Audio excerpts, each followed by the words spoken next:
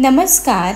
आज आपण एक वाटी मुगाच्या डाळीपासून संपूर्ण कुटुंबासाठी पोटभरीचा नाश्ता तयार करणार आहोत. हा मुगाच्या डाळीपासून बनवलेला ढोकळा पहा, अगदी मऊ, लुसलुशीत आणि जाळीदार तयार झालेला आहे. रंग पहा, अगदी सुरेख आलेला आहे. बराच वेळा काय होतं, आपण नेहमीच बेसन ढोकळा खातो, पण बेसन ढोकळा खाल्ल्यानंतर काही लोकांना तो पचत नाही, खाल्ल्यानंतर जडजड वाटतं, दुसरं काही खावंसं वाटत नाही.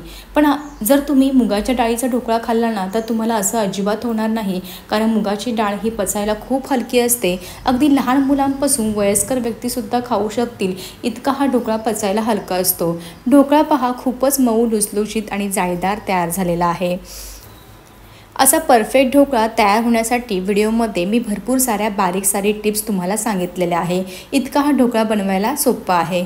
चला तर वेळ न घालवता रेसिपीला सुरुवात करूयात. जर तुम्हाला माझ्या रेसिपीज आवडत असतील तर चॅनलला जरूर सबस्क्राईब करा. त्यासोबतच नवनवीन रेसिपीच्या अपडेटसाठी बेल आयकॉन देखील प्रेस करा. अगदी निशुल्क आहे.